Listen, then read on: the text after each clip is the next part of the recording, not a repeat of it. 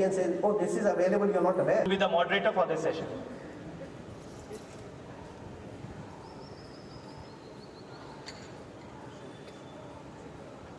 Good afternoon. It's really indeed a pleasure to be back in the alma mater.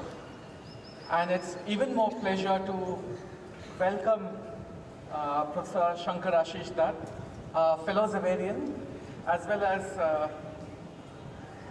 a fellow colleague in the same university. A couple of years back when I was teaching in Patna University and Professor Dutt was part of the prestigious university. Some of you may know that Patna University, also known as, at some point of time, known as Oxford of the East, is the 7th oldest university of the country. And Professor Shankar Ashish Dutt had been the head of the English department, also a prestigious department of the university for a long time. He had also been the former director of Bihar Sangeet Natak Akademi, and there are lists of achievements for me to read out for you. I'll do that in a selective fashion. He has been also the professor and principal of College of Arts and Craft, Patna University. He has been part of several advisory boards and governing bodies and research councils of many universities, both at the central level, center, as well as the states. He has been part of the UGC, the University Grants Commission, British Council, and American Center as resource person for English studies. Has obviously given lots of lectures and seminars, has edited and published widely.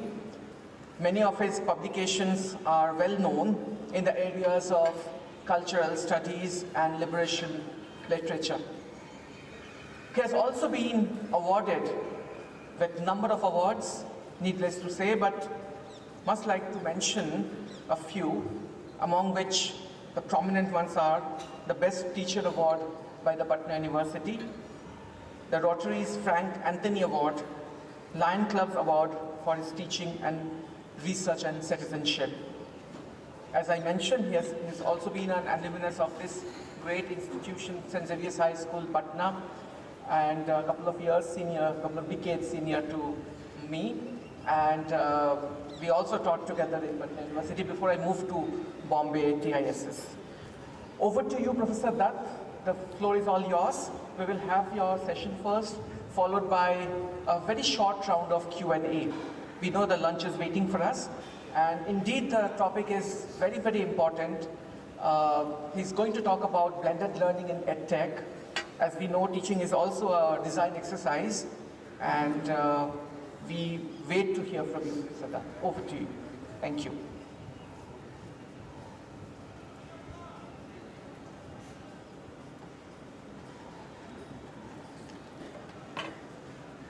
Thank you for your very warm introduction, Arindam.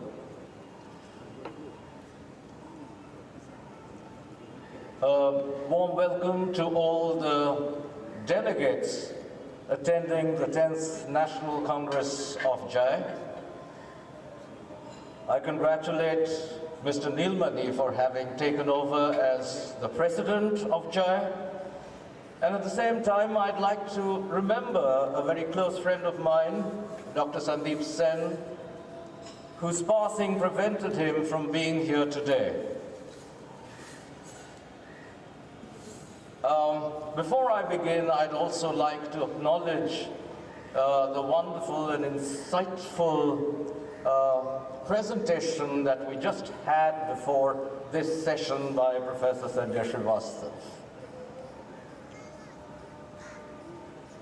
6 decades ago, a new student entered the portals of St. Xavier's School, Patna, with his parents on a cold, early January evening to join the hostel.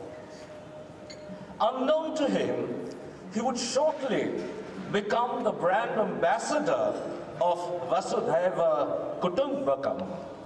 The world is one family. With that feeling of universal fellowship toward the human and the non-human world, he periodically embraced most of the viral and bacterial diseases then known to medical science, and had to spend a fair number of days in the infirmary. With each confinement in the sick room, he was asked to call his parents, living several hundred kilometers away, to inform them of his health status. There was a heritage telephone that sat upon a vintage but modest table in an equally modest room at the entrance of the father's residence with a 4-digit number. The room remains the same, the table remains the same, the number has expanded to a 7-digit number today. One needed to dial the operator and book a trunk call in any one of the 3 categories: ordinary, urgent, or lightning. A lightning call could be connected anytime between 30 seconds and an hour. An urgent call between half an hour and 6 hours. And an ordinary call between a few hours and a few days, and occasionally not at all. From then to now, the technological leap has been exponential. The communication revolution in India began in the 80s, and today the world arrives at our phone screens at the touch of a few buttons.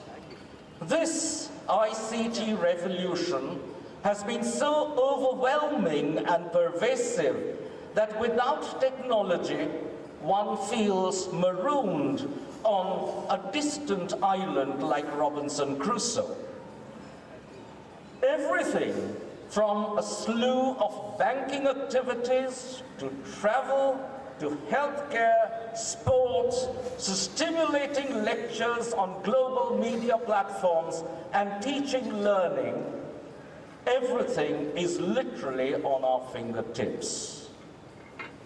I also gather that there's an AI-based app called SWAS that can ascertain one's lung and cardiovascular health status by coughing into the mobile phone.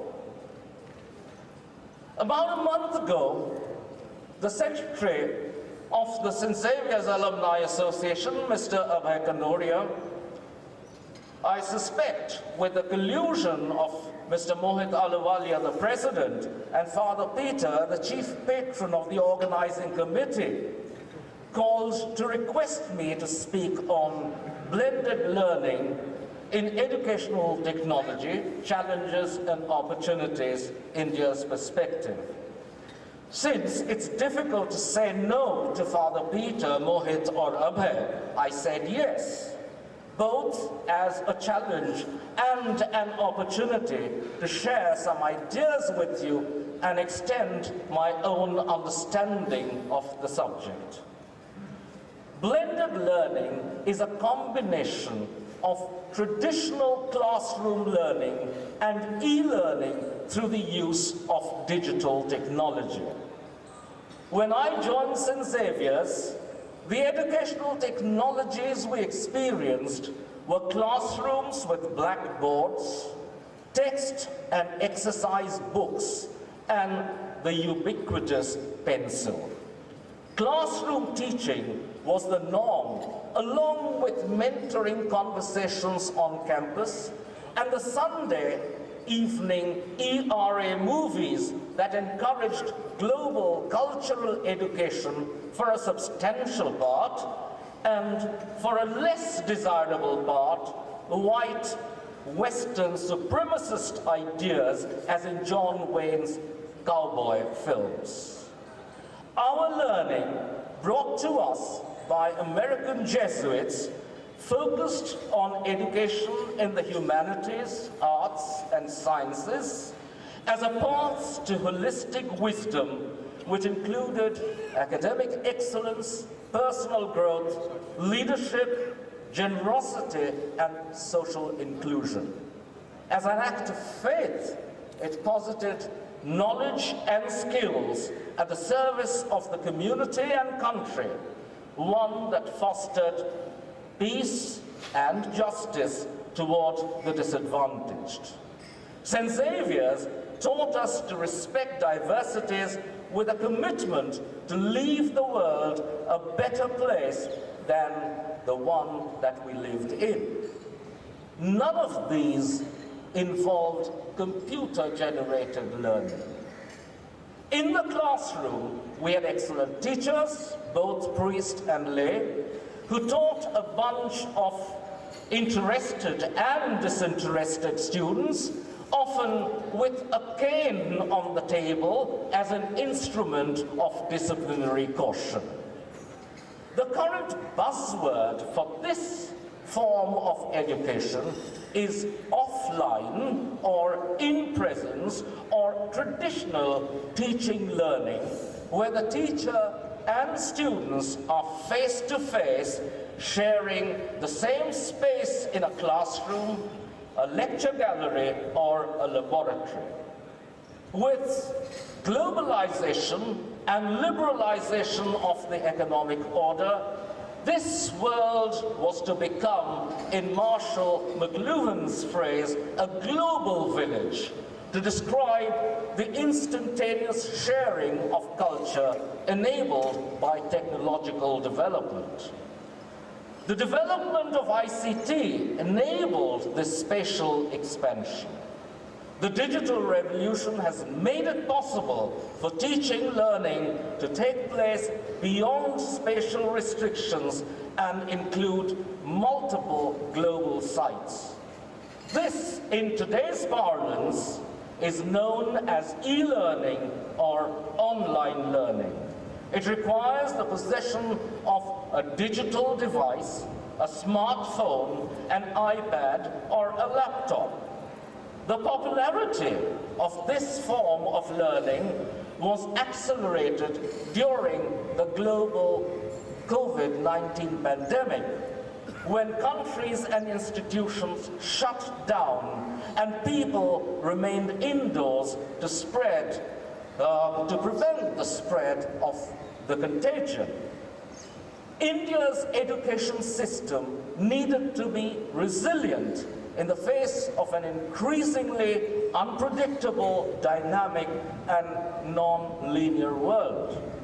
Through measures such as replacing chalkboards with interactive digital whiteboards in classrooms, using students' smartphones or other devices for learning during class time, and the flipped classroom model where students watch lectures on their digital devices at home and use classroom time for more interactive exercises, the ICT in education became emphatically relevant. It was during this period that the advantages of this form of learning began to be understood. I will cite a personal example. Since my professional life at the university had ended, I'd hoped for a peaceful and quiet retirement away from institutional academic engagements.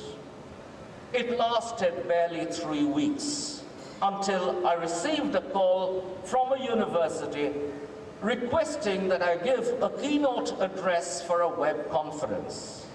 My dream of undisturbed quietude ended with my spontaneous consent. All the libraries were shut, so I sought e-help through my laptop to access current scholarship in the area of my lecture. Since I had access to a number of e-libraries and academic sites, it was convenient to resource and download the material on which I could build my arguments. The advantages of the web conference held on the Zoom platform were many. First, the university department could get scholars from across the world to participate at the conference to enrich scholarship.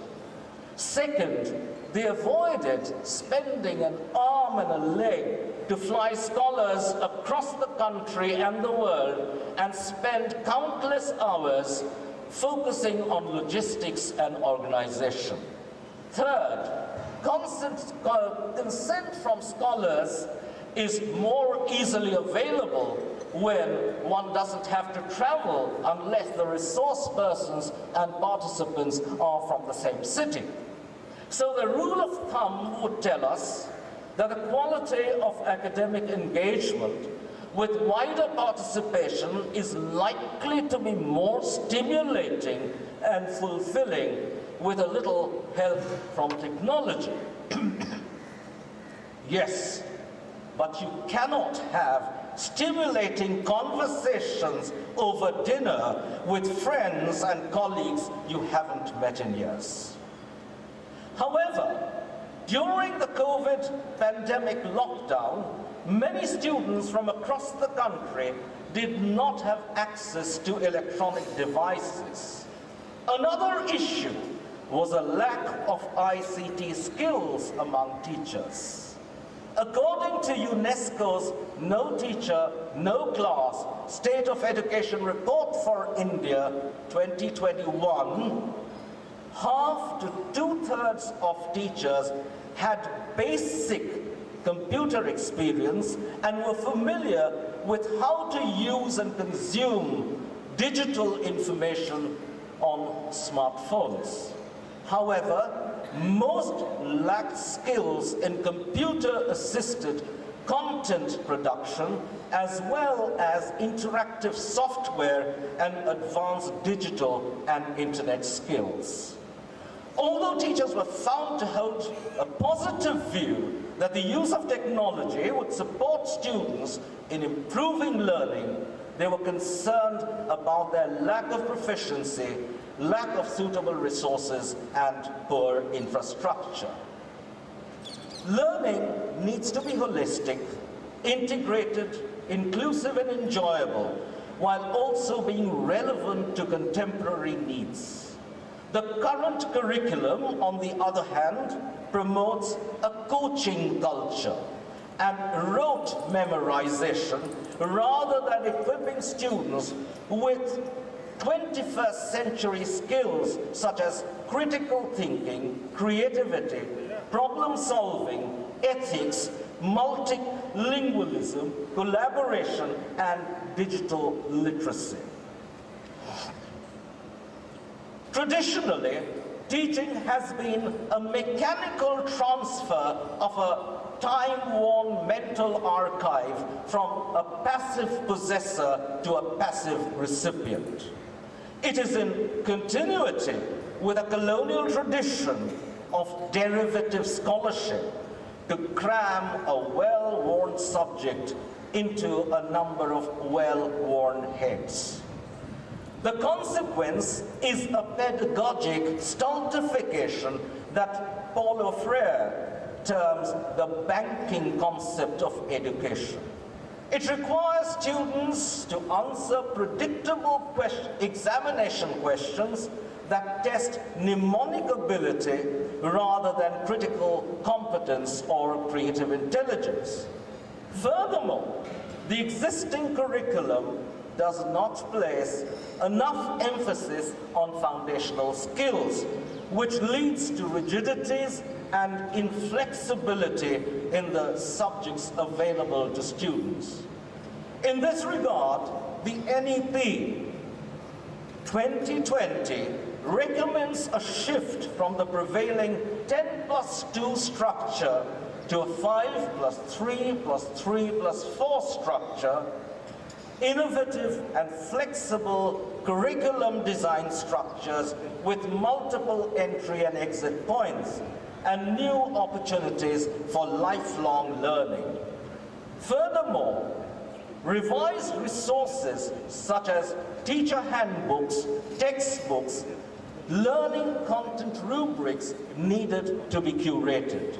So that was, in brief, the UNESCO report.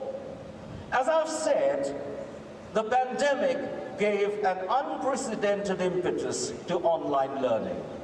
On 20th May 2021, the University Grants Commission circulated a notification that proposed that all higher educational institutions should be allowed to teach 40% of the syllabus of each course through online mode and the remaining 60% in the offline mode.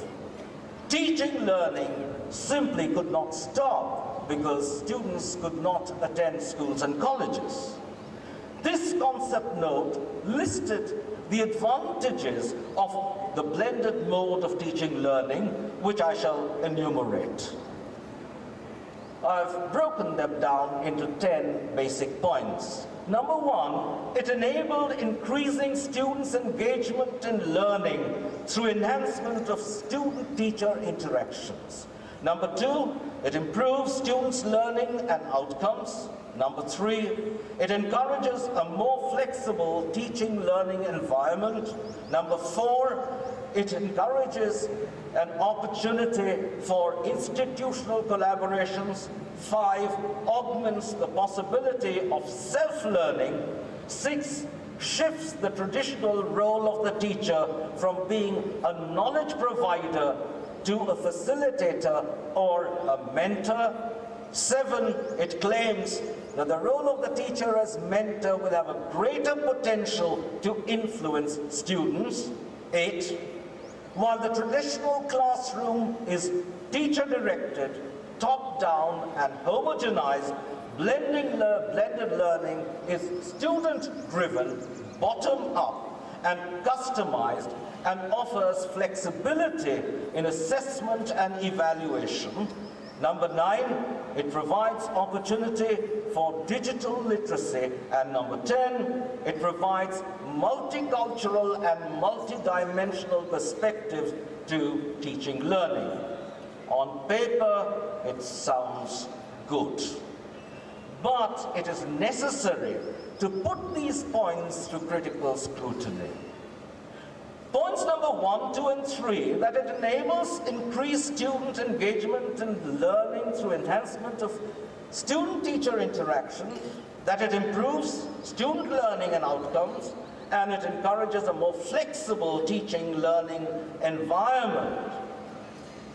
There does not seem to be, at the moment, substantive data to corroborate these. We can assume that in an ideal situation, it is possible. However, these are dependent on a number of factors. These are, number 1, maintaining a registry for tracking enrollment and learning levels of each individual child. A student registry would not only give a unique ID to the student so that they can carry through the entire sequence of study at all levels, but will also include a record of basic information, such as date of birth, category, parents, guardians, names, addresses, academic mark sheets, and certificates. The benefits that a student has received, uniform, textbooks, scholarship, midday meals. We're also talking about government institutions.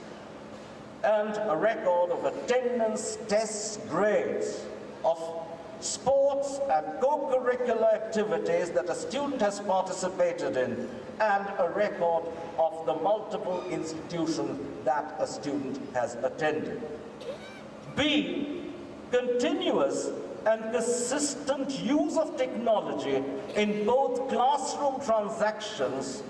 Practices such as quizzes, tests, and assessment depend on teacher skilling that is currently lacking.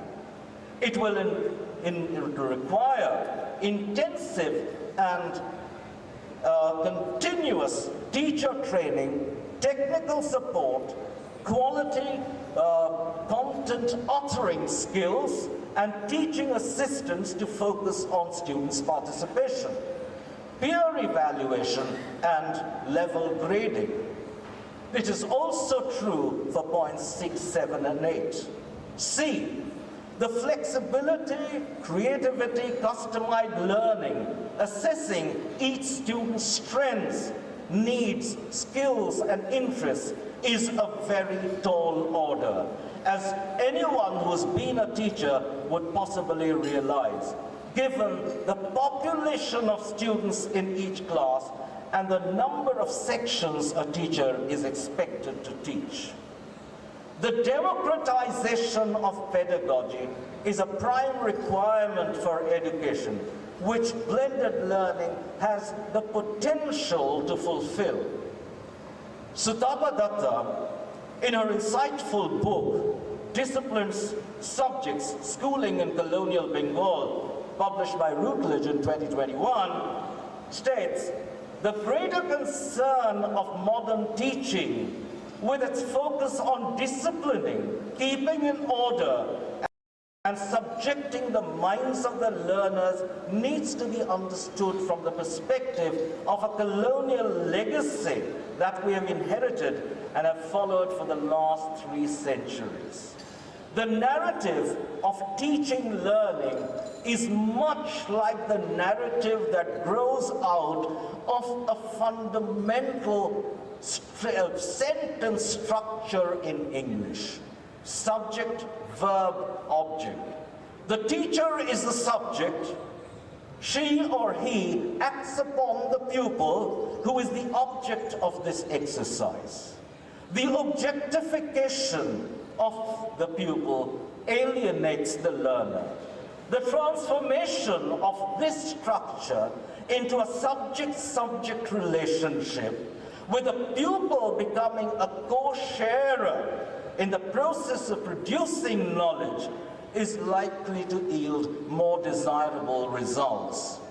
In an ideal form of blended learning, there's a possibility of non-hierarchic participatory learning. A majority of India resides in rural areas, so it isn't surprising that there are more colleges in rural regions. But merely establishing colleges is not the end-all of education. They have to be well equipped with qualified and committed faculty. The pandemic has brought out the disparity in urban and rural education to the fore. And it is not just in higher education. School education has suffered more. The question educationists have often posited is whether it is fruitful to concentrate just on building universities and colleges when the primary education sector needs immediate attention. The condition of primary school education in this country has been woefully deficient, though officially primary education is one of the significant social indicators of development. Lack of infrastructure was an issue before the COVID-19 pandemic hit India. There are 92,275 elementary and secondary schools in India that have only one teacher. That is what the Ministry of Education had said to a question in Lok Sabha during the 2019 budget session. If one were to travel through rural Bihar, there are still many roofless schools, schools with a single teacher for 6 classes, and embarrassingly unqualified teachers who draw respectable salaries but are incapable of discharging their professional or ethical responsibilities. Aside of disparities among urban, rural, caste, class, and community, the gender divide gets accentuated with digital device ownership together with data connectivity. My wife and I fund the school education of 2 children of our domestic staff. During the pandemic, with the switch to online learning, the boy was given a smartphone by his mother while his sister was denied her due. Even today, the girl child lacks the right to equitable education, nutrition, and freedom of choice. The only time the boy condescended to let his sister use the phone was when it was time for the children to go to bed.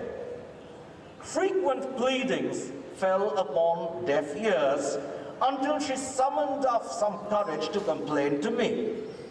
So I bought her a smartphone and gave her the password to our Wi-Fi connection, explaining the rudiments of its operationability. Her eyes brimmed with tears of gratitude, but at the same time, she implored me not to share the Wi-Fi password with her brother. The All India Survey on Higher Education Report 2019-20 reveals that 60.56% of the 42,343 colleges in India are located in rural areas. And of these, 78.6% are privately managed. Is it possible for such colleges to successfully implement blended learning considering the cost of technology? Wealthy and corporate-managed institutions have the advantage of investing in technology and promote e-learning, which is, of course, a component of blended learning. One of the major issues facing the internet segment in India is the lower average speed and bandwidth of broadband connections compared to that of the developed countries. Having said that, NEP 2020 envisions affordable and maintainable digital devices along with good internet connectivity for all students under the Make in India scheme to ensure the success of e-learning without shortage or of access or of device. Often the use of free digital platforms along with speed and bandwidth limits participation. The culture of participation too needs to be cultivated. I've personally observed someone cooking, combing one's hair, even yelling at a child while the camera has been on the person during a webinar. This can be most disturbing and disrespectful to the other participants. A common aberration in the practice of e-learning is for learners to log in, switch off the camera, and take a snooze or engage in other sundry activities. A friend of mine who teaches in NYU insists on the use of iPads, not laptops, so that the teaching assistant can observe the attentiveness of the student, which may otherwise be obstructed by the flip cover of the laptop. There is a Latin phrase, opera non verba, which means deeds, not words. All policies are usually well-intentioned, but often do not produce the outcomes on account of multiple challenges that I have enumerated. E-learning in terms of the flipped classroom model is useful, but in-presence teaching learning with a good, articulate, knowledgeable, creative teacher, a piece of chalk, and basic projection equipment has not made any of us the worse for it. However, as Tagore said, do not limit a child to your own learning, for he was born in another time. Thank you for your patience.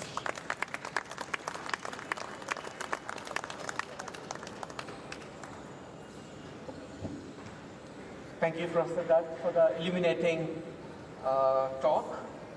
You have listed a number of affordances of ICT, particularly blended learning and EdTech, but you've also raised questions, and the questions are quite poignant.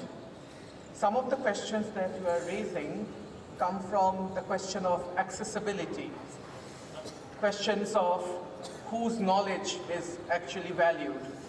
Quoting Paulo Freire, who once said in his famous book, Pedagogy of the Oppressed, that often intellectual ability of those without power is deemed non-intellectual. So in that backdrop, the question of quality material, quality teacher formation, and support for teacher formation are questions that Professor Dutt has been raising in the backdrop of how we are perceiving blended EdTech model as our design thinking, and also questioning primary school education to set up the social indicator of social inclusion. He has also raised a couple of other points as to what would be the role of the state in the current context when blended learning and EdTech can also be a mechanism of state for surveillance. Globalization and liberalization as seen as a way out to promote blended learning and EdTech affordances, but then has it really penetrated into deeper segments of society, and gave examples of children right from from his home. So one wonders what happens in deep rural areas of the vast society that we have. But I must stop here and pass the baton to the floor, the audience, with some Q&A. Do you have any questions? There is one. Can someone pass on the mic to the person sitting right here? Mic, please, to the second row on the right.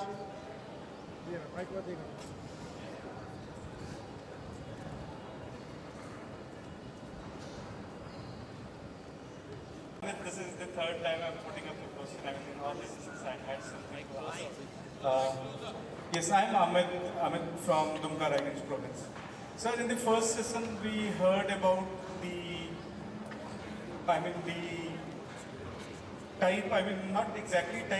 influence of English in the education pattern.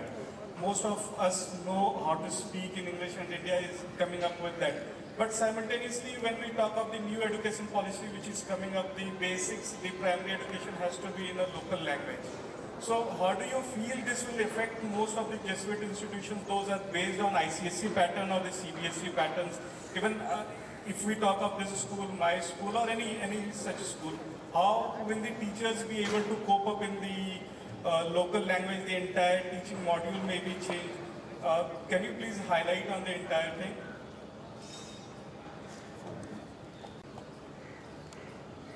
I mean, we have been told for the last 25 years or so that early education should take place in your mother tongue, the first L1. But does it really happen? Let's say in a place like Bihar or in Jharkhand, right? Because you're from Dumka, right? Let us say most of the teaching at the primary level takes place in Hindi. Is Hindi the mother tongue of most of the students in Bihar and Jharkhand? The answer is no. So it's a complete fallacy that we are teaching in the mother tongue. Let's be very honest. Secondly, when we talk about the NAP 2020, and they talk in terms of a number of languages and how it's going to affect Jesuit institutions, there is one thing for a document to be prepared quite another for it to be implemented. So don't worry, things will carry on just the way as they are. Thank you, Professor Dutt.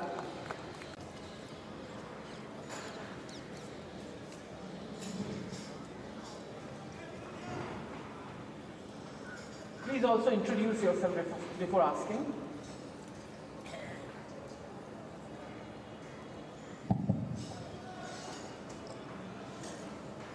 I'm Dr. Joanne at St. Xavier's College, Palankote, Madurai Province. Blended learning is one of the most discussed and researched instructional modalities in higher education. See, we have better interaction with the students in classroom, but we cannot say that it is magically each and every students are benefited by it. In that case, how will blended learning help to overcome the problems of the students inside the classroom? And what are the ways to measure the effectiveness of blended learning? What are the technologies required? And what are the constraints of blended learning? Wonderful, asking the same questions myself. Yes, as I said, the first thing that is required is, a huge amount of a training process. How one develops content and who is actually going to be responsible for vetting that kind of content. I have been with higher education in this state for over 45 years, and there has been a great deal of improvement, there's no doubt of it, but there has been plenty of disappointments as well. Now you're talking about college education and blended learning. Yes, where it really helps in college education, and particularly if you're in the humanities and social sciences, is largely in terms of the kind of content that is shared internationally, globally. So one has access to that. But then whether you can actually get the students motivated enough to go through, that form of learning which is actually available, the flip model, when they can go back home and watch, certain kinds of programs. That is something which is, a very gray area as far as I'm concerned. It is, your question actually will probably be answered in the next 10 years as we see the advancement happening. Today, I don't think that question can really be answered. Yes, it can be answered as far as policy documents are concerned. Everything is lovely, rosy, but what happens at the level of the classroom is a different story in India. Thank you, Professor Dutt. Necessary details about that. But being a parent, I just want to know something from you. Can we stop the technology for the junior section of the students? कहीं हम लोग ये technology और जो advancement की बात है, हम लोग कहीं अर्ली एज में अपने बच्चों को तो नहीं दे रहे हैं, क्योंकि एज ए पेरेंट्स इस लॉकडाउन में मुझे बहुत सारी क्वेरीज आई. उसमें बहुत सारे पेरेंट्स ने ये बोला कि जो टेक्नोलॉजी और जो आप मोबाइल से जो बच्चों को पढ़ा रहे हैं, आज के दिन में वो उनके लिए सरदर्द बन गया है. तो कहीं हम लोग इस टेक्नोलॉजी के नाम पर बहुत यंग एज में बच्चों को उस तरफ तो नहीं ठेल रहे हैं कि मुझे टेक्नोलॉजी प्रमोट करना है, इसलिए मैं बच्चों को भी इन्वॉल्व कर रहा हूँ कि मेरा मार्केट बढ़ जाए. एटलीस्ट बच्चों का जो ग्रोइंग एज है 6th, 7th, 8th, 9th, 10th, अगर हम इस टेक्नोलॉजी वर्ड को उनसे दूर रखें तो शायद मुझे नहीं लगता कि बहुत ज़्यादा बच्चों में कोई नुकसान होगा. और शायद बच्चों में जो डिस्ट्रैक्शन जो आज हो रहा है, आज मुझे तो अट्रैक्शन से ज़्यादा उनके डिस्ट्रैक्शंस को रोकने में दिक्कत हो रही है. तो प्रोफेसर साहब थोड़ा इस पर आप बताएं तो अच्छा रहेगा. This is the kind of question that everybody asks. My answer the best of my knowledge, is never inhibit a child from using technology. Never. Yes, just the manner in which when a child comes to school, any kind of learning is necessarily ought to be associated with a certain degree of discipline. So therefore, the disciplining of the use of technology, digital technology, what is the site that a child is going to, that needs to be fairly carefully monitored as well. But as far as technology is concerned, technology is here to stay. Technology is necessary to fulfill every daily activity. You want to buy a train ticket? Technology. You want to travel? Technology. Healthcare? Technology. Just think of anything. I don't think we can do without technology today. So it's probably the best thing to permit our children, give them the freedom of choice, and let them use technology to their heart's content, provided just the manner in which a teacher needs to discipline a child in the classroom. I think parental supervision in the use of digital technology is also necessary. I hope I've answered your question. I request all the people on the dais to join for the wonderful part one of the day.